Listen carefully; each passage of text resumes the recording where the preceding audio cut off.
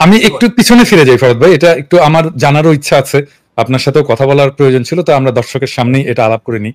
ধরেন এই যে প্রেসিডেন্সের সরকার, তার যে মিনিস্ট্রি গুলো, এগুলো তো ফাংশন করছে না ঠিক মতো, কোনোটাই ফাংশন করছে না ভালোভাবে।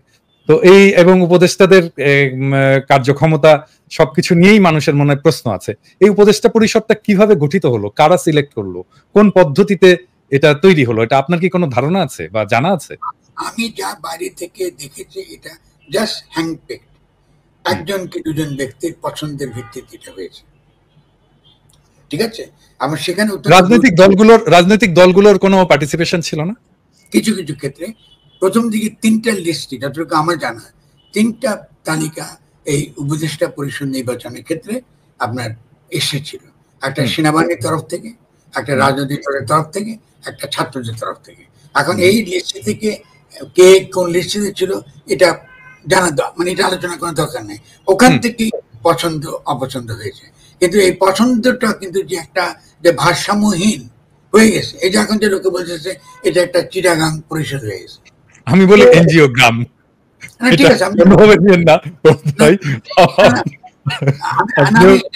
আমি এটা খারাপ আমি ইচ্ছা কথা সেটা না, আপনার এনজিওতে থাকলে তার খারাপ কিছু হবে না। আপনি তো যেটা বলছেন যে আসলে দরকার ছিল যেখান থেকে নেই না কেন, যাদের একটা পলিটিক্যাল বিচক্ষণতা থাকে এবং এরপরে সরকারকে সহায়তা করতে পারে এবং তাদের রাজনৈতিক দলগুলোর সঙ্গে একটা ওঠা বসা, একটা বোঝাপড়া থাকে। আপনি কিন্তু দেখেন খুব কম কিন্তু এখানে আছে, ব্যতিক্রম আছে 2-1 ছাড়া, প্রত্যেকে কিন্তু একটা বিশেষ একটা ক্ষেত্র থেকে এসছেন এবং তাদের যে এক্সপার্টিসটা কিছুটা সীমিত সে অর্থে।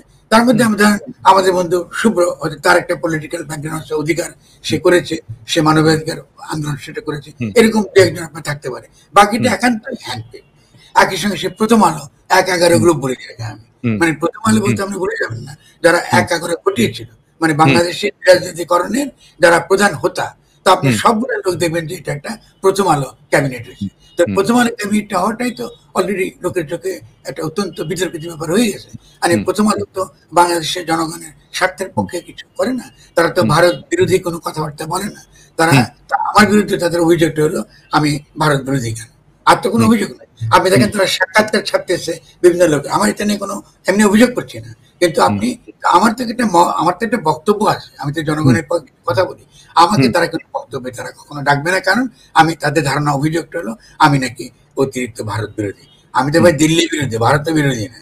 আমার তো ভারতের বহু জনগণের সঙ্গে, গণতান্ত্রিক জনগণের সঙ্গে বহু লড়াইতে আমি আছি, কারণ এই উপমহাদেশকে স্থিতিশীল করা, এই উপমহাদেশে এই বাংলাদেশের সঙ্গে একটা সম্প্রীতি গড়ে তোলা, এটা তো আমি আমার বাংলাদেশের নিরাপত্তার জন্যই জরুরি বলে মনে করি। আমি তো ভারত বিরোধী আমি কখনো ছিলাম না, আমি দিল্লি বিরোধী, আমি না ঠিক আছে, না ভরত ভাই, আমি ওই প্রসঙ্গে আসবো। আমি ভারতের প্রসঙ্গে স্পেসিফিক আমার কয়েকটা প্রশ্ন থাকবে। আমি আরেকটা জায়গায় একটু আসতে চাই, এই উপদেষ্টা এবং প্রফেসর ইউনূসের সরকার কিভাবে ফাংশন করছে সেটা প্রসঙ্গে।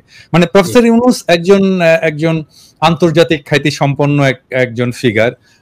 উনি বড় অর্গানাইজেশন চালিয়েছেন, শুধু দেশে না বিদেশে। ওনার মেধার ব্যাপারে তো কোনো প্রশ্ন নাই, ম্যানেজারিয়াল ক্যাপাসিটির ব্যাপারে প্রশ্ন নাই, কিন্তু কেন জানি মনে হচ্ছে যে উনার সমস্ত কিছু সত্ত্বেও একজন রাষ্ট্র নেতা হিসাবে উনাকে তুলে ধরতে পারেননি এখনো। আপনারও কি তাই মনে হয়? এটা আমার মনে হয়েছে, এবং যদি এটা আপনারও মনে হয় তাহলে এটা কেন? না, প্রথমত আমরা এভাবে ভাবি যে তাকে নির্বাচিত ছাত্ররা তাকে চেয়েছে, সত্যি কথা, এবং চাবার পেছনে তাদের যুক্তিটা আপনি ফেলে দিতে পারবেন, যুক্তি আছে। যুক্তির হলো তারা এমন একটা মানুষকে চেয়েছে যার একটা আন্তর্জাতিক তার একটা ভাবমূর্তি আছে, এবং তারা এটাকে ব্যবহার করতে চেয়েছে ভাবমূর্তিটা দিয়ে, এবং কিছু কিছু ক্ষেত্রে সেটা কাজও করেছে। কিন্তু ডক্টর ইউনূস যে পলিটিক্যালি তিনি যে এত দুর্বল, এটা কিন্তু আমরা অনেকে বুঝি নাই। এই ক্ষেত্রে তার যে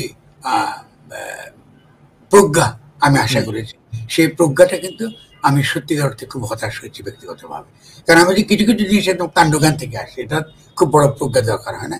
এটা একটা গণ অভ্যুত্থান, বলছি আপনার, এটা গণ অভ্যুত্থান, এখানে গণ ব্যাপারটা গুরুত্বপূর্ণ, জনগণ এখানে গুরুত্বপূর্ণ। আপনি উপর থেকে কিচ্ছু চাপিয়ে দিতে পারবেন না, আপনি কোনো না কোনো পর্যায়ে জনগণের সঙ্গে আপনাকে কথা বলতে হবে। আপনি এসে বসে কথা বলবেন, শুনবেন, সমালোচনা শুনবেন, তার মধ্যে থেকে সঠিক সিদ্ধান্তটা আপনি নেবেন। কিন্তু তিনি একদমই তিনি নিজের মতন করে তিনি করেছেন কি, তারা কারা কমিটি করেছে আমরা জানি না, তিনি নিজের মতন করে বিভিন্ন রকম সিদ্ধান্ত নিয়ে দিচ্ছেন। এর ফলে কি হয়েছে খেয়াল করেন, আপনি পলিটিক্যাল পার্টিগুলোকে আপনি অ্যালিনেট করে দিয়েছেন, কারণ আপনি তাদের সঙ্গে তো কনসাল্ট করার কথা ছিল, জনগণকেও আপনি অ্যালিনেট করা শুরু করে দিয়েছেন। এখন আপনি ইমেজটা রিকভার করবেন কি করে? কারণ আপনি তো শুনে বিড়াল যদি মারবেন তো প্রথম রাতে মারতে হয়, ঠিক না? প্রবাদ আছে। আপনি যখন প্রথমেই যখন আপনি এইটা দেখিয়ে ফেললেন, কারণ এটা তো মুশকিল হয়ে যাচ্ছে যে জনগণ আস্থা হারিয়ে ফেলছে ইমিডিয়েটলি।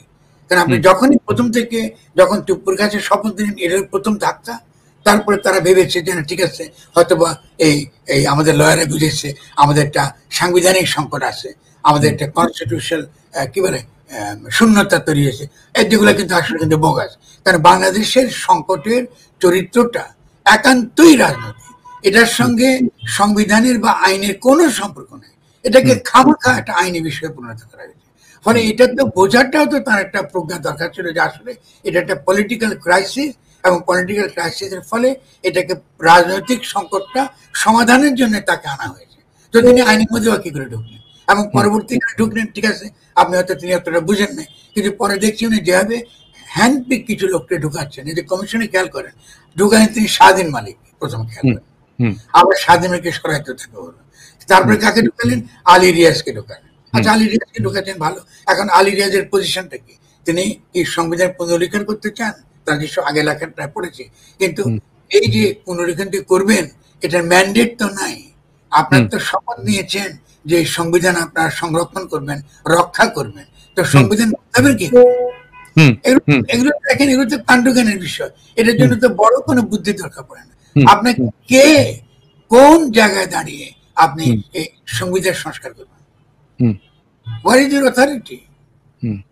আপনি কে দিচ্ছে এই অথরিটি সংবিধান বদলাবেন? আবার আপনি নিজে বলছেন যে হাত দিয়া এই শপথ নিচ্ছেন যে আপনি সংবিধান সংরক্ষণ করবেন। সংবিধান সংরক্ষণ করা কি আপনি বদলাতে পারবেন যদি শপথ নেবার পরে? এটা তো বদলাতে পারবে একমাত্র এই যে পরবর্তী আপনার কি বলে, যদি আপনি কোনো ওই আমাদের একটা যদি জাতীয় সংসদ হয়, মানে জাতীয় সংসদে 2/3 ভোটে আপনি হয়তো বদলাইতে বলতে পারবেন। তা আলী রিয়াজের কি পারবে সে করতে? তা আলী রিয়াজ যদি আমি হতাম, তা আমি প্রথমে তো করার জন্য বলতাম যে ভাই এটা তো হবে না, আমি তো এটা পারবো না। তারা বুঝি আলী রিয়াজের সংবিধান বোঝে না, আলী রিয়াজের আইন বুঝে। আমি ব্যক্তি আকারে বলছি না, এটা তো সিম্পল আর্গুমেন্ট।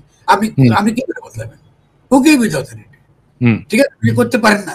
আপনি একমাত্র যেটা করতে পারেন যে আপনি যদি একটা গণ অভ্যুত্থানের সরকার হিসেবে নিজেকে ঘোষণা দেন আমি জনগণের পক্ষে এসেছি এবং আমি যেটা করবো এটাই জনগণের পক্ষে আইন, আপনি ডেফিনেটলি করতে পারেন। তাই তো নতুন গঠনতন্ত্রের পূর্ণ করতে পারেন।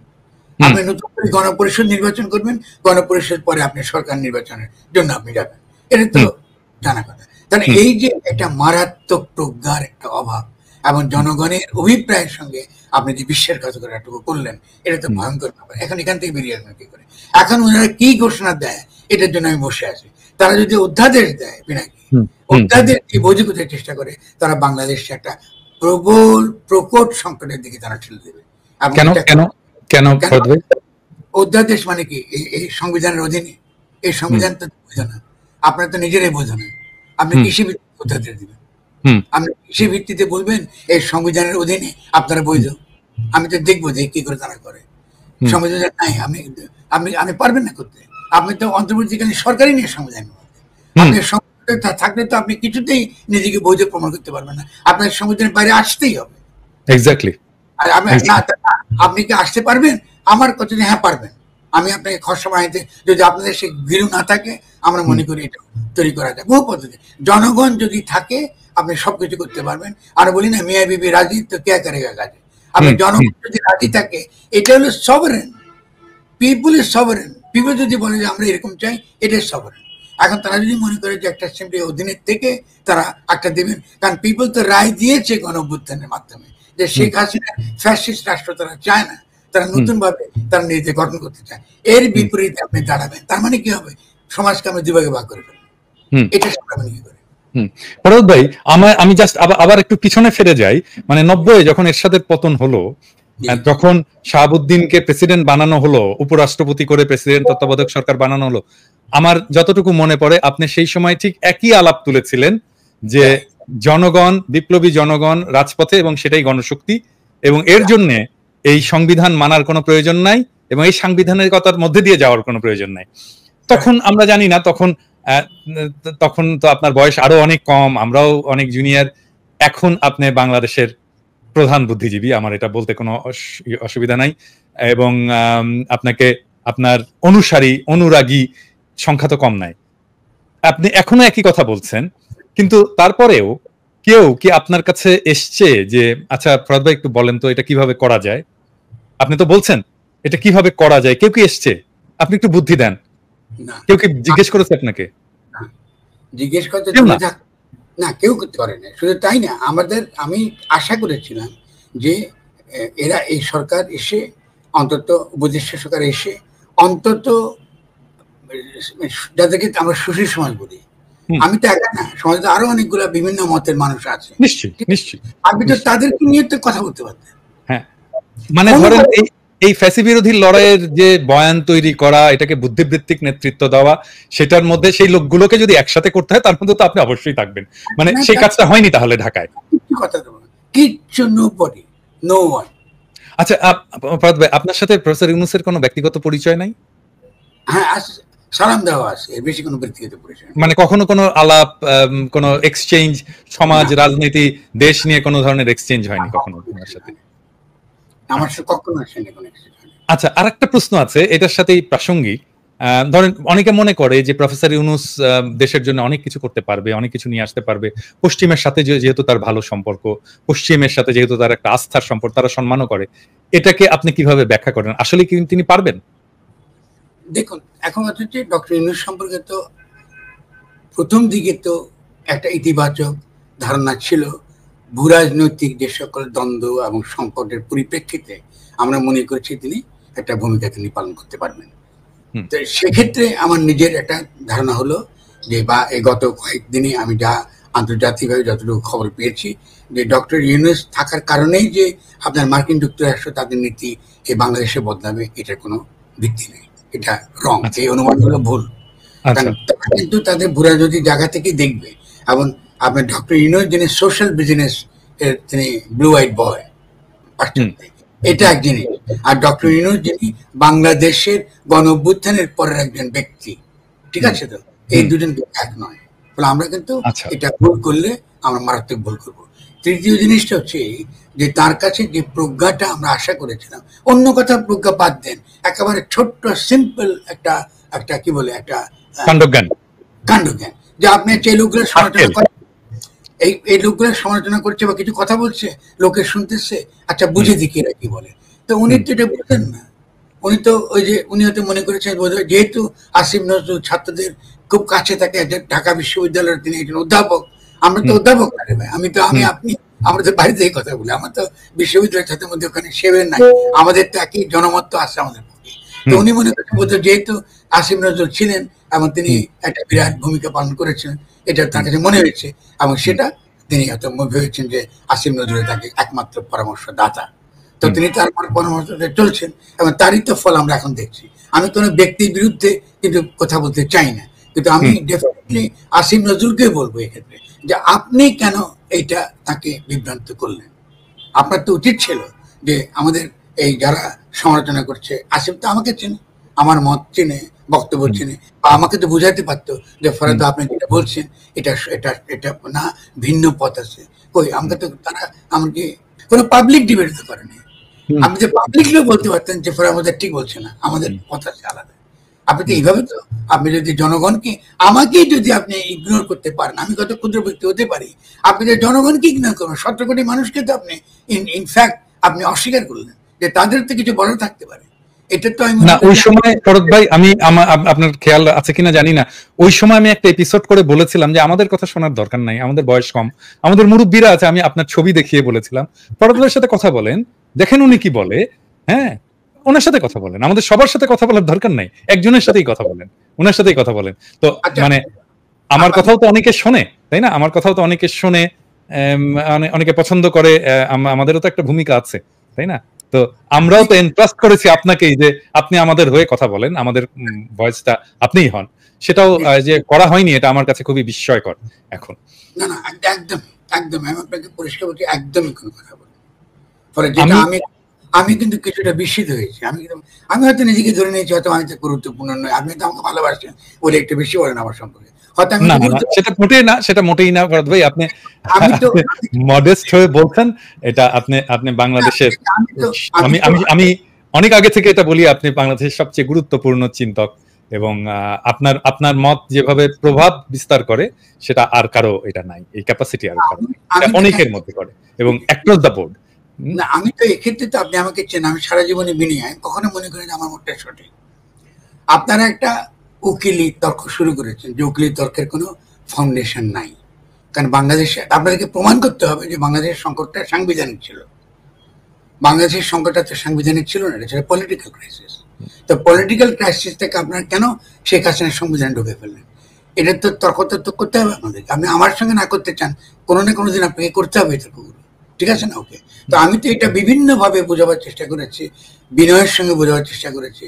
এমনকি শেষ যখন মাজার নিয়ে যখন এই ভাঙাভাঙি হয়েছে, তখনই কিন্তু আমি পরিষ্কার করে বলেছি যে যতই সমালোচনা করি না কেন আমরা এই সরকারকে যেভাবে হোক না কেন রক্ষা করবো।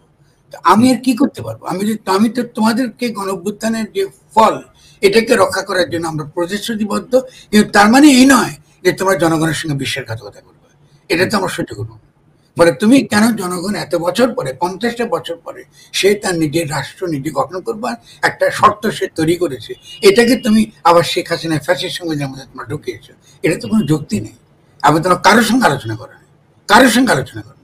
আপনি যে প্রথম 106 যে সংবিধানের কথা বলে মতামত, এটা কিন্তু মতামত, রেফারেন্সটা এটা সিম্পল মত, কিন্তু এটা কিন্তু সাংবিধানিক ভাবে কিন্তু এটা টেকে না। এটা মত দিতেই পারে, এবং এই মত আপনি মানতে বাধ্য না। আপনি এই যে একটা ফ্যাসাদ, এই দেশের লোককে যে আপনি ক্রমাগত প্রতারণা করছেন, এগুলো তো কোনোভাবেই সহ্য করা যায় না।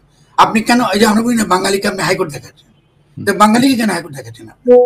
এটা তো সাধারণ মানুষ এত জীবন দিল, এত কিছু করলো, করার পরে আপনারা একটা ছোট্ট জিনিস করতে পারেন না, যে আমরা এই জনগণের পক্ষে এসেছি, আমরা মনে করি যে এই দেশটাকে, দেশ লোক এটা গঠনতন্ত্র চায়। যদি আপনি মনে করেন যে আমাদের ভুল বলছে, তো একটা রেফারেন্ডাম দিতেন।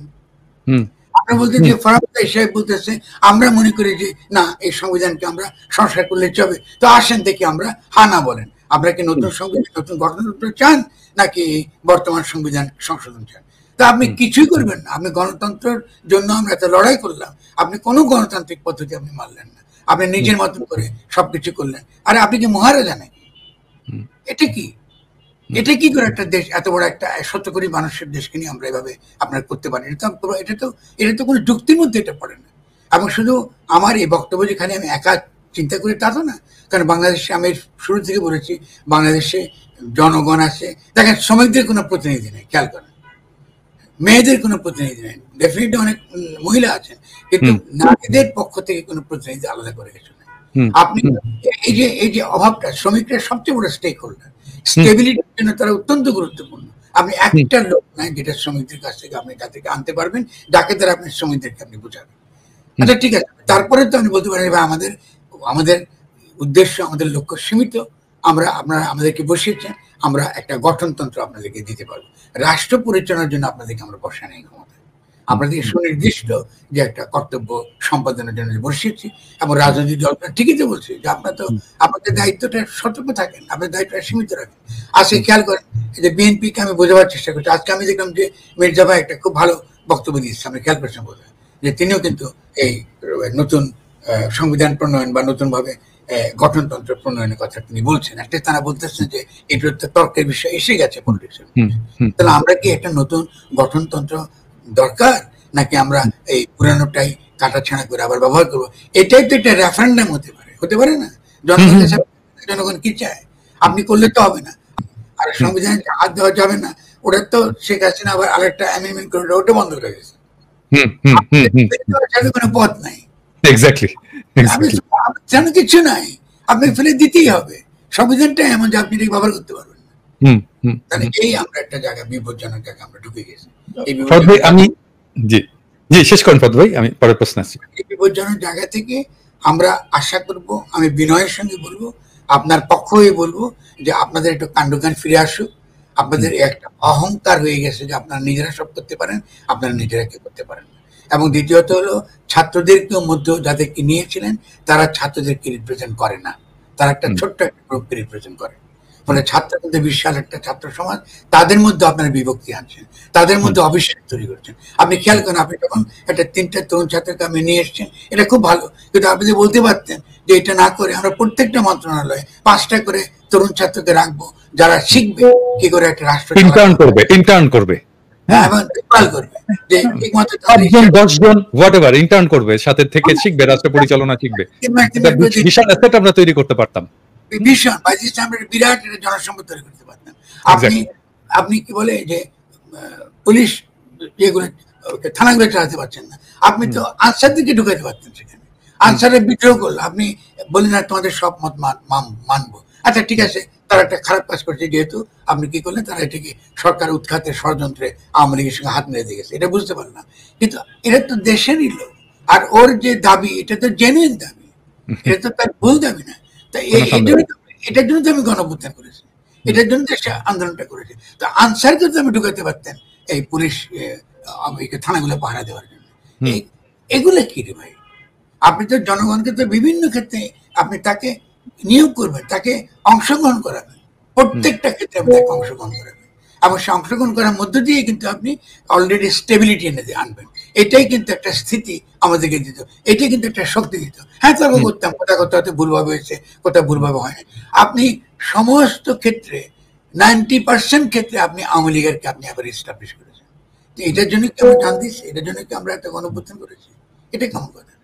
আর কনসেপ্ট আমরা তো কনসেপ্ট কত করতে পারতাম, একটা তো সেমিনারে করতে পারতাম, যে বাংলাদেশে যারা আইন বুঝেন, বাংলাদেশের পলিটিক্যাল হিস্ট্রি বলেন, আমরা যারা পপুলার সভারেন্টি নিয়ে আগ্রহ করছি, মানে পপুলার সভারেন্টি জনগণের সার্বভৌম অভিপ্রায় বা পরম অভিব্যক্তি, আমাদের সংবিধানে এভাবে লেখা আছে যে জনগণের অভিপ্রায়ের পরম অভিব্যক্তি, এটা হলো গঠনতন্ত্র। তো ভালো, আপনি এই কনসেপ্টটার ভিত্তিতে আপনি দাঁড়াবেন, এটার কনসিকুয়েন্সটা কি দাঁড়াবেন। আপনি তো এটা বলতে পারতেন আমার সংবিধানে এটা আছে, ফলে আমার সাংবিধানিক ধারাবাহিকতা মানে আমি এইখান থেকে নতুন গঠনতন্ত্র প্রণয়ন করব, জনগণের অভিপ্রায়ের পরম অভিব্যক্তি যেন ঠিক মতো লেখা হয়, এটা যেন ঠিক মতো আমরা বানাইতে পারি, তার জন্য নতুন গঠনতন্ত্র প্রণয়ন। কত পথ আছে, কত রকম বিভিন্ন রকম ভাবে আপনি এটাকে অ্যাপ্রোচ করতে পারেন, যেটা সবচেয়ে বেশি ভালো হয়, সকলে গ্রহণ করে, সকলে মনে করে ঠিক আছে এটাই ভালো পথ, এটা আমাদের। আপনি কিছু বললেন, আপনি ধরে ধরে আপনার পছন্দ মতো একে ওখানে বসান, ওকে ওখানে বসান, তদবির করতেছে, তদবির করতেছে, ও তদবির করতেছে। এটা কি এটা রাষ্ট্র পরিচালনা পদ্ধতি? এটা ক্লাব চালাতেছেন, এটা একটা ক্লাব।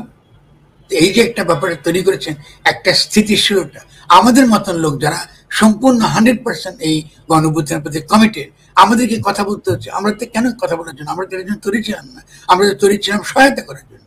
আমরা তৈরি ছিলাম প্রত্যেকটা ক্ষেত্রে যখন আক্রমণ আসবে এই সরকারকে রক্ষা করার জন্য, এবং আমরা করেছি।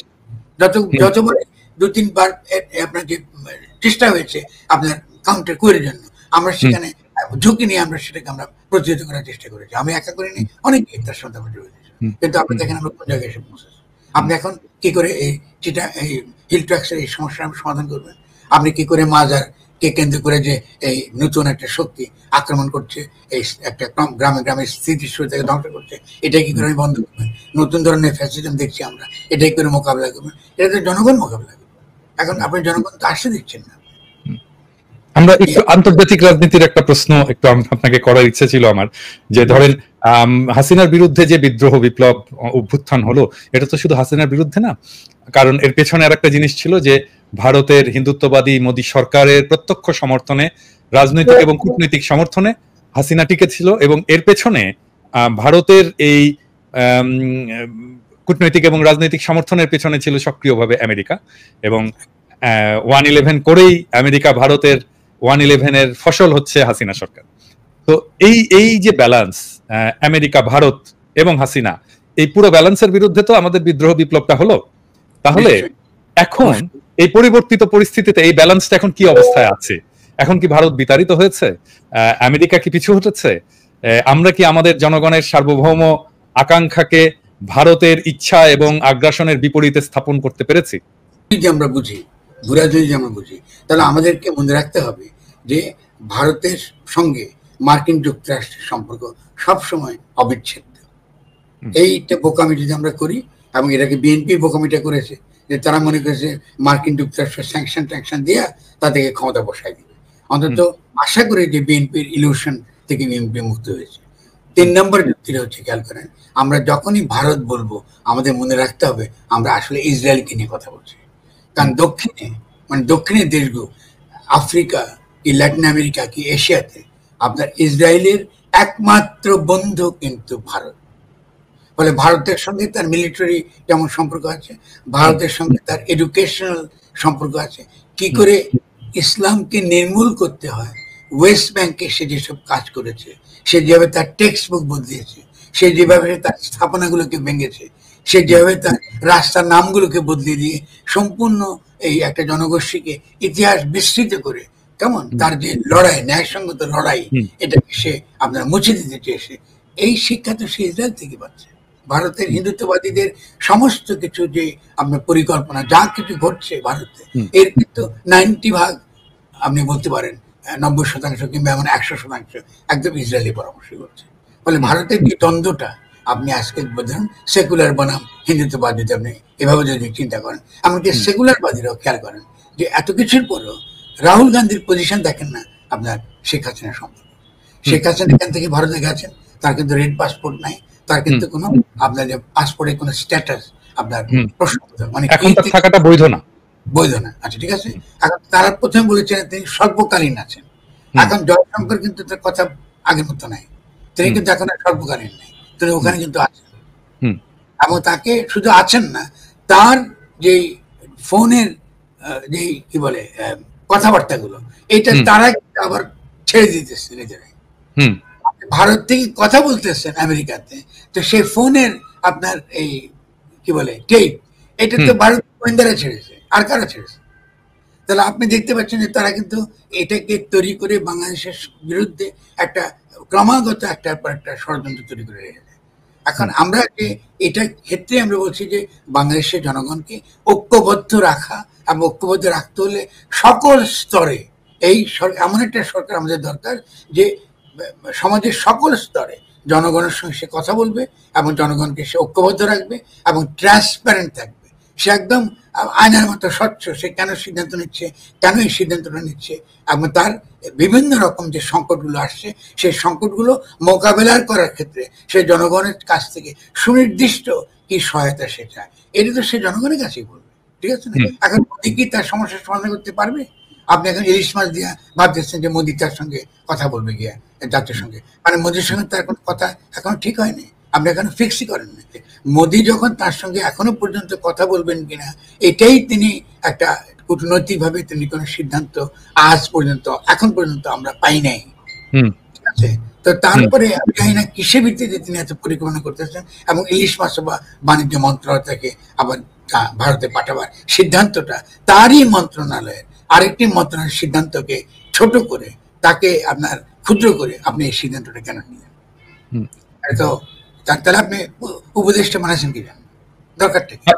তার মানে ধরে নেওয়া যায় যে ভারত এবং আমেরিকার যে স্বার্থ এবং তার যে শক্তিগুলো বাংলাদেশে সক্রিয় ছিল যেভাবে, ঠিক এখনো ঠিক সেভাবেই আছে। অবশ্যই অবশ্যই, আমি তো ডেফিনেটলি আমি আর অবশ্যই শক্তিগুলো আছে, কারণ এই সরকারই তখন বোঝা যাচ্ছে ভারতের সরকার। আপনি এই কথাটা বলেছি যে মানে হাসিনার মতো বিকট না, একটা সফট, একটু মোলায়েম আওয়ামী সরকার হচ্ছে প্রফেসর ইউনূসের সরকার। আমরা তো আশা করেছিলাম যে এটা ডক্টর ইউনূস জনগণের সেন্টিমেন্টটা পরিষ্কার বুঝবেন, এবং বোঝার পরে আপনি দেখেন ইলিশ মাছ আছে খুবই ক্ষুদ্র একটা ব্যাপার, এমন কোনো বিরাট কিছু না, ঠিক আছে? আপনি ইলিশ মাছের দ্বারা দুর্গা পূজাতে, আপনি তো নিজে জানেন দুর্গা পূজাতে ইলিশ মাছ লাগে, যে কোনো মাছ চলে যাবে না, লাগে কি বলেন? লাগে না। আমরা আগে কি দেখতাম, আমাদের রুই মাছ দেখতাম আগে হলে কলকাতা বাবুরের রুই মাছ নিয়ে যেত, ইলিশ মাছের তো জনপ্রিয় ছিল না। এখন পদ্মার ইলিশ খেতে মিষ্টি, খেতে ভালো, ফলে পদ্মার ইলিশ আমরা দিতে পারি, ঠিক আছে, গুড জেস্টার আমরা করতেই পারি, কিন্তু এটা তো একটা পরিস্থিতি। এবং যখন আপনার একটা মন্ত্রণালয় অলরেডি একটা সিদ্ধান্ত নিয়েছে, নীতিগত সিদ্ধান্ত নিয়েছে, তখন আরেকটা মন্ত্রণালয় এটা করতে পারে না, এটা কোনোভাবে কোনো ডেকোরাম, কোনো রীতির মধ্যে পড়ে না। তাহলে আপনি এত ভারত প্রেমী কি ইলিশ খাওয়ার জন্য আপনার পাগল হয়ে গেছেন? তারপরেও তো 5,500 টন হাসিনা 4 বছরে দিয়েছে, 5,500 টন, আর প্রফেসর ইউনূস 1 বছরেই দিচ্ছে 3,000 টন। এখন বুঝে না, এই হচ্ছে অবস্থা। তা আপনি একটা অতি তুচ্ছ একটা ইলিশ আপনি কিছু করতে পারেন না, আপনি অন্য কি ভারত বিরোধিতা করবেন? আর এখন ভারত বিরোধিতা করেন গিয়ে দেখি আপনি চিটাগাং হিল ট্র্যাক্সে কেমনি মোকাবেলা করেন, কারণ চিটাং হিল টেস্টের ঘটনাতে এত অস্ত্র কোথেকে আসতেছে, এটা কোথায় ছিল এই অস্ত্রগুলো? হুম আপনাদের তো এখানে এনএসআই আছে, ডিজিএফ আছে, তারা বলুক কোথেকে অস্ত্রগুলো আসে। হুম আপনি আমরা যা দেখছি ছবিতে, হুম ঠিক হুম আছে? আপনি আগে একটা, যাদেরকে তারা বলে স্যাটলার বাঙালি, ঠিক আছে, হুম। শব্দটা খুব খারাপ, এনিওয়ে ঠিক আছে মানলাম, ওখানকার যে বাঙালিদেরকে না, আপনি এটা ডেলিস্টারও বলেছে সেটলার বাঙালি, হ্যাঁ, সেটলার বলেছে, ডেলিস্টারের মতো পত্রিকা সেটলার বলেছে বাঙালি। তা আমি তো বললাম যে মাহফুজা নামের বাড়ি তো ত্রিশালে, তো উনি কি ইয়েতে ঢাকায় সেটলার নাকি? আপনি দেখেছেন, আমি ইভেন ভাষা ব্যবহারের ক্ষেত্রে হুম আমাদের গণমাধ্যমগুলো ভাষা ব্যবহারের ক্ষেত্রে এগুলো আপনার ব্যবহার করে। আপনি যদি মনে করেন যে সেখানে, আমি শুরুতেই যেটা বলেছি, সংবিধানে আপনি যে ক্ষুদ্র জাতিগোষ্ঠীর তাদের যে মালিকানার যে ধরন, এটা সংবিধানে আপনি স্বীকার করেন নাই, ফলে হুম সংবিধানে স্বীকার করেন করে যেটা তাদের জমি, যেটা রিয়েলি তারা যার মালিক, মানে হুম মানে গোষ্ঠী হুম গোষ্ঠী সম্পত্তি, এটা হুম তাদেরকে দেন। হুম বাকিটা তো বাংলাদেশের টেরিটরি। হুম আপনি এখন ওখানে যে বাংলাদেশের জনগণ তার জায়গায় যাবে, এটা তো আপনি স্যাটেলার বলতে পারেন না। হুম আপনি যদি বলতে পারেন যে আরো সুন্দর সম্পর্ক তৈরি করার জন্য বাঙালি এবং ক্ষুদ্র জাতির সদস্যের সম্পর্ক আরো ঘনিষ্ঠ করেন, আরো ভালো করেন, এটা তো আপনি করতেই পারেন, একটা নীতি নিতে পারেন, যেখানে আপনার ক্ষুদ্র জাতি গোষ্ঠী তারা যেন আপনি কোনোভাবে নিজেদেরকে কি বলে নিরাপত্তাহীন না বোধ করে। এটার পক্ষে আপনি এমন কিছু করবেন না যেটা আপনি সে নিরাপত্তাহীন বোধ করে। ওই জমিগুলো বাংলাদেশে হলেও এটা ছিল বন, এবং বনবাসী ছিলেন যারা বনের রক্ষণ, বনের সুরক্ষা নিশ্চিত করার জন্য আপনার এই বাঙালিদের চেয়েও স্বভাবতই যারা বনবাসী, ঠিক আছে না, হুম এরা হুম আমাদের চেয়ে ভালো জানে স্বভাবতই। কৃষি হুম যেমন সম্পর্কে কৃষি ভালো জানে, ফলে বন হুম সম্পর্কে অবশ্যই যারা বনের কাছে থাকেন, বনকে রক্ষা করেন, ঐতিহ্যগতভাবে এটা রক্ষা করেন, ফলে সরকারি বনও তারা রক্ষা করেন, আপনি নিজের বনও তারা রক্ষা করেন। ফলে আপনি হুম বলতে পারেন যে আমরা সেই বনগুলো ওখানে রয়েছে, সেই বনগুলোর সুরক্ষার ক্ষেত্রে আমরা চাই যে আদিবাসীরা আমাদেরকে সহায়তা করুক, এটা সরকারি জায়গা। ওখানে আপনি কি লাগাইছেন? ওখানে আপনি পেয়ারা গাছ লাগাইছেন, দুনিয়ার যত রকম বাইরের গাছ লাগাইছেন, যেগুলো এক্সোটিক স্পেসিস, আপনি বিভিন্ন রকম লোকের কাছে প্রাইভেট জমিগুলো আপনি দিয়ে দিয়েছেন। ফলে হুম। বাংলাদেশ সরকার তো ভুল নীতি ছিল পলিসির ক্ষেত্রে, ওই ভুল নীতিটা ঠিক করতে হবে। আপনি এটাতে ঠিক করার ক্ষেত্রে ক্ষুদ্র জাতির সন্তানের সঙ্গে বসেই ঠিক করতে হবে, তো কারণ তারা আমি আর একটা প্রশ্ন একটু করে রাখি, মানে হয়তো আলোচনার আগে এটা করলে ভালো হতো। সেটা হচ্ছে পার্বত্য চট্টগ্রামের সমস্যাগুলো, একটা আপনি বললেন যে জমির মালিকানা সংক্রান্ত সমস্যা, এটা একটা মৌলিক সমস্যা। এটা ছাড়া আর কি কি সমস্যা আছে যেগুলো আসলে ট্যাকেল করা দরকার? আর কি হ্যাঁ, কি মানে তাদের এই উম, আম, এই বিক্ষোভ এবং এই ক্রোধ, এটার পেছনে মালিকানা, এটা ছাড়া আর কি কি আছে?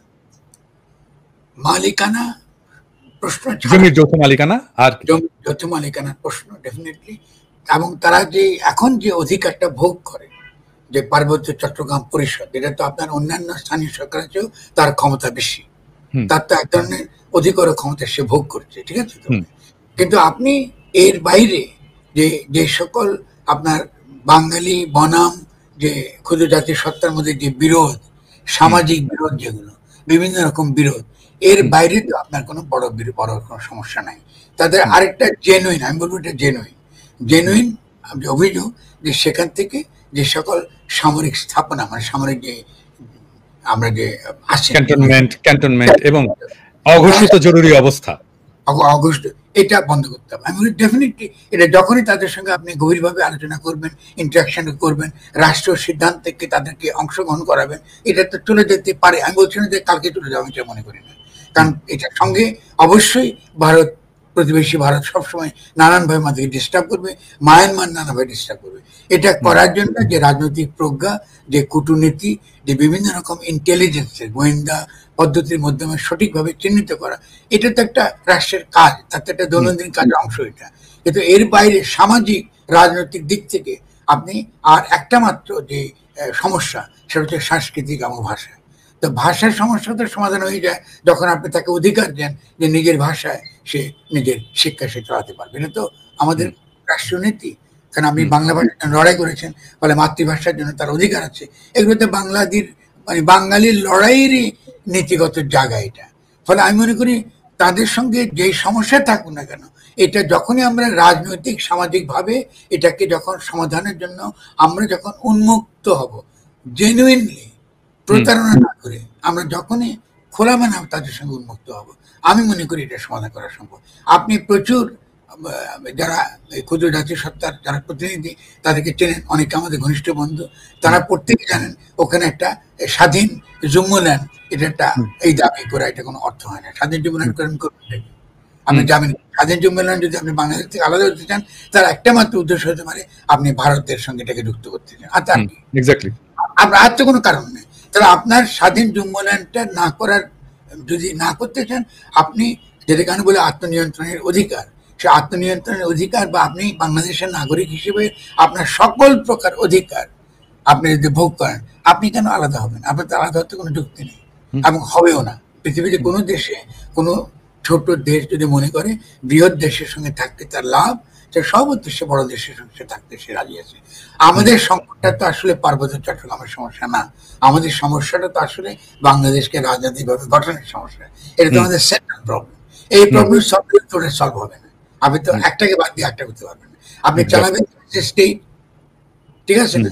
আপনি চালাবেন ফ্যাসিস্ট স্টেট, আপনি কোনো গণতান্ত্রিক অধিকার আপনি দেবেন না। আপনি যে সমস্ত কিছুকে, যেটা মিলিটারি প্রবলেম না, এটাকে আপনি বানাবেন মিলিটারি প্রবলেম, তাহলে তো আপনার সংকটটা থাকবেই। এটা তো সামরিক সমস্যা না, এটা সামরিক সংকট নয়। জায়গাতে সামরিক সংকটটা তৈরি হয়েছে, এটার জন্য তো আপনার এই আওয়ামী লীগই দায়ী ৭১ সালের পরে, বাঙালি ওখান থেকে তা আমরা মনে করি এটা সমাধানের, আমি মনে করি পলিটিক্যালি সমাধানের আপনার ডেফিনেটলি খোলা, এটা করা যায়। কিন্তু আমরা পলিটিক্যাল সমাধানটাকে আমরা কখনোই এটাকে আমরা গ্রহণ করি না। কেন? এটা পেইনফুল, এটা কষ্টকর, এবং এটা মানুষের সঙ্গে সম্পর্ক তৈরি, আস্থা তৈরি ব্যাপার, এবং এটা সময় লাগে। এটাতে কালকে সমাধান হয়ে যাবে এটা আমি মনে করি না। কিন্তু এটা ছাড়া আপনার সামনে আসলে আর কোনো পথ নাই, এটা খুব পরিষ্কার। এটা এবং এই ব্যাপারে আমার কোনো প্রকার আমার মনে কোনো দ্বিধা নাই। ক্ষুদ্র জাতির সত্তাকে দমন করে, ক্ষুদ্র জাতির সত্তাকে তাদের যে ন্যায়সঙ্গত অধিকার, এটাকে আপনি অস্বীকার করে এটাকে মিলিটারিলি যদি আপনি দমন করতে চান, মূলত আপনি বাংলাদেশের জন্য একটা ভয়ঙ্কর বিপদের দিকে আপনি ঠেলে দিয়েছেন। কেন? কারণ আপনি চিটাগাং বন্দরের কথা খেয়াল করেন, আপনি ছোট্ট একটা ফেনীর জায়গায় একটা ছোট্ট একটা নেক আছে, ঠিক আছে না? সেই নেকটা যদি আপনি আলাদা করে ফেলেন, আপনি কিন্তু চিটাগাং বন্দর কিন্তু আপনি হারাবেন। যে কোনো বাংলাদেশের আমাদের কোনো যারা জেনারেলরা আছেন, আমাদের যারা এই সামরিক বাহিনীর গুরুত্বপূর্ণ যারা বিচক্ষণ যারা নেতা, তারা যদি আমার কথা শুনেন, তারা যদি ভাবেন যে এটাকে মোকাবেলা করা এটা আপনাদের পক্ষে ইম্পসিবল, এটা আপনারা পারবেন না করতে, এবং আপনারা এত বড় বিপদের দিকে ঠেলে দেবেন না বাংলাদেশকে, এবং সেই বিপদের দিকে ঠেলে যদি না দিতে চান, আপনাদেরকে মানতে হবে এটা একটা রাজনৈতিক পলিটিক্যাল প্রবলেম, এবং পলিটিক্যাল প্রবলেম আপনারা যদি সমাধান করতে না পারেন, আমাদেরকে এটা সুযোগ দিন, আমরা সমাধান করার চেষ্টা করি। এটা তো পথ না, আপনি তো পথ না। আপনি কি করে ওখানে মিলিটারি অপারেশন আপনি করবেন? এখানে পরিষ্কার দেখা যাচ্ছে যে প্রথমে যে বাঙালিদেরকে যারা মেরেছে, এটা তো প্রথম তাদের তরফ থেকে হয়েছে। আপনি বাঙালিরা মরেছে সেখানে প্রথমে, তারপরে আপনি ওটাকে অস্বীকার করে আপনি অভিযোগটা তুলতেছেন যে না, আপনারা সেনাবাহিনী তাদেরকে হত্যা করেছে, গুলি করেছে। Which is true. আপনি যেহেতু ওই পরিস্থিতি তৈরি করেছেন, ফলে পরিস্থিতি তৈরি হয়েছে সেরকম। এখন প্রত্যেকটা এইসব রাজনৈতিক ক্ষেত্রে আপনাকে ধৈর্য ধারণ করতে হবে, আপনাকে সহ্য করতে হবে অনেক কিছু। সহ্য যদি না করেন, দেখেন পাকিস্তানের সহ্য না করার ফলে কিন্তু দু টুকরা হয়ে গেছে, এবং ভারতের সহ্য না করার ফলে মণিপুর স্বাধীনতা ঘোষণা করেছে। ফলে এত সহজ মনে করেন না এটা। ফলে আমি মনে করি পলিটিক্যাল সলিউশনটা অলওয়েজ পেইনফুল, সময় লাগে, আস্থাটি করতে তৈরি করতে সময় লাগে, কিন্তু এর বাইরে আপনি যে মিলিটারি যে সলভ করবেন কোনো কিছু, এটা আমি মনে করি এটা আমাদের মতন একটা দেশ যেখানে দুর্বল, আমরা যেখানে এখন পর্যন্ত কি করি, এই যে একটা সরকার বানাইছি, এত দুর্বল একটা সরকার দিয়ে আমরা একটা বিপজ্জনক জায়গায় আমরা ছেড়ে দিচ্ছি বাংলাদেশে। আমরা অনুষ্ঠানের শেষ পর্যায়ে চলে এসেছি। আমি শেষ প্রশ্নটা করব। আমি জানি না যে এতক্ষণের আলাপে আমাদের দর্শকেরা আমাদের রাজনৈতিক ভবিষ্যৎ নিয়ে হতাশ হয়ে গেলেন কিনা। আপনার কাছে জানতে চাইবো যে ঠিক এই অবস্থা থেকে প্রফেসর ইউনূসের সরকার থাকা অবস্থাতেও কি কি করলে এখনো উদ্ধার পাওয়া সম্ভব? আমি একটা কথা বাংলাদেশের জনগণকে খুব পরিষ্কার ভাষায় বলতে চাই, আমরা গণঅভ্যুত্থানের মধ্য দিয়ে একটা অভূতপূর্ব ঘটনা ঘটিয়েছে, যে জনগণ ঘটিয়েছে, এবং এই ঘটনাটা ঘটাবার ক্ষেত্রে আমাদের সাধারণ সৈনিকদের অবদান অসমান। এবং এই যে মৈত্রী, ছাত্র ছাত্রী জনতা সৈনিক, এই মৈত্রীটা আমাদেরকে যে কোনো মূল্যে আমাদেরকে ধরে রাখতে হবে। এই মৈত্রী যদি আমরা ধরে রাখতে পারি, পৃথিবীর কোনো শক্তি নাই যে আমাদেরকে সামনে এগিয়ে যাবার ক্ষেত্রে কোনো প্রতিবন্ধকতা বা ভুল পথ আমাদের নিতে পারবে। ডক্টর ইউনূস তার হয়তো বা ব্যর্থ হতে পারেন তিনি, কিন্তু বাংলাদেশের জনগণ কিন্তু ব্যর্থ হবে না। কারণ আমরা একটা নতুন ইতিহাস সৃষ্টি করার জন্য বাংলাদেশের গণঅভ্যুত্থানটা ঘটেছে। আমাদের তরুণদের মধ্যে অনেক সক্ষম নেতৃত্ব রয়েছে, অনেক বিচক্ষণ তরুণরা রয়েছে যারা এই বুঝতে পারছে যে একটা সাংবিধানিক প্রতিবিপ্লব ঘটেছে, তারা বুঝতে পারছে যে একটা সংকটের মধ্যে আমরা এগিয়েছি, তারা কিন্তু এই সংকটকে উত্তরণের জন্য তারা কিন্তু তৈরি হয়ে যাচ্ছে। আমি মনে করি যে আমাদের মোটেও ভয় হবার, মোটেও আপনার কোনো দিক থেকে হতাশ হওয়ার কোনো কারণ আছে। আমরা যথেষ্ট এগিয়েছি। আমাদের যে প্রত্যাশা আমরা করেছিলাম ডক্টর ইউনূসের কাছ থেকে, আমাদের সেই প্রত্যাশাটা আমরা হতাশ হয়েছি বটে, কিন্তু আমরা মনে করি যে যদি এই সরকার এক্ষেত্রে ব্যর্থ হয়, তার মানে এমন নয় যে আমরা ব্যর্থ হব। আমরা একটা কোনো না কোনো পথ খুঁজে নেব এবং আমরা ডেফিনেটলি এই গণঅভ্যুত্থানকে একটা বিজয়ী গণঅভ্যুত্থানের দিকে আমরা নিয়ে যাবো। আমরা যেতে পারবো, কারণ আমি তো বাংলাদেশে আছি নাকি, আপনি ওখান থেকে আছেন, আপনি টের পাচ্ছেন। আমি তো প্রতিদিনই কথা বলছি, বিভিন্ন জায়গায় যাচ্ছি, আমি তো ভাইবটা টের পাচ্ছি, জনগণের যে উত্তাপটা, জনগণের যে আগ্রহ, তার যে অঙ্গীকার, তার যে ভবিষ্যতের দিকে তার যে একটা বাসনা। খেয়াল করেন, আমরা কি কোনোদিনও গঠনতন্ত্র যেটা তর্কের বিষয় হতে পারে এত বিপুল ভাবে, এটাকে আমরা আগে আন্দাজ করতে পেরেছি? আমার তো এটা আন্দাজ করতে পারি। ফলে জনগণ যেটা নিজেরা, রাজনৈতিক জনগোষ্ঠী তারা নিজেদেরকে নতুন করে গঠন করবে, এই যে নতুন করে স্বপ্ন তারা দেখছে, তারা তাদের অর্থনীতিকে নতুন করে গড়ে তুলবে, তাদের অর্থনৈতিক বিকাশ হবে দ্রুত বেগে, তাদের কোনো বেকার থাকবে না, এই স্বপ্ন দেখতে জনগণ শুরু করেছে। এই স্বপ্নটা আমরা অবশ্যই, আমি মনে করি এটা বাস্তবায়িত হবে। পৃথিবীর কোনো শক্তি নেই এটাকে আপনার ঠেকে দিতে পারে, এটা ব্যাপারে আমি নিশ্চিত হয়ে গেছে। জনগণের শক্তির উপর আমার 100 ভাগ আস্থা আছে, এবং আমরা তো যতক্ষণ পর্যন্ত মরি নেই, এখনো পর্যন্ত বেঁচে তো আসছি, যতক্ষণ পর্যন্ত আছি আমরা এটার দিকে নিয়ে যাবো। ঠিক আছে, অনেক ধন্যবাদ ফরহাদ ভাই আপনার এই আলোচনার জন্য। দীর্ঘ আলোচনা আমরা করলাম, আমরা এর পরেও আমরা আলোচনা করব, এবং আপনার দিক নির্দেশনা এবং আপনার বিশ্লেষণ আমাদের ভবিষ্যৎ রাজনীতিকে পথ দেখাবে। আপনি ভালো থাকবেন, সুস্থ থাকবেন। আমরা একটা জিনিস উচ্চারণ করি, আমার একটা স্লোগান, প্রিয় স্লোগান, আপনি নিশ্চয়ই জানেন, আমরা একসাথে বলি, ইনকিলাব জিন্দাবাদ। ইনকিলাব জিন্দাবাদ। খুব খুশি লাগবে নাকি যে আপনি আমার স্লোগান আপনি দেন, আমিও দেন। অবশ্যই আমাদের একই স্লোগান, পুরোনো, আজকে তো না, সে 1857 পর থেকে এই স্লোগান শুরু হয়েছিল। একজন উর্দু কবি এবং তারপরে ভগৎ সিং থেকে আরম্ভ করে বাংলার এই পুরো হিন্দুস্তানের স্লোগান ইনকিলাব জিন্দাবাদ। মানে আসলে বাংলাদেশের এই লড়াইটা মূলত পুরো উপমহাদেশকে নেতৃত্ব দেবে। এটা যে খালি যে বাংলাদেশে হবে তা কিন্তু না, হবে। এটা আমি অনেক গভীরে আমি বিশ্বাস করি এটা, এবং আমরা কাজ করে যাব অবশ্যই। ঠিক আছে, প্রিয় দর্শক, শুভরাত্রি, আপনারা ভালো থাকবেন।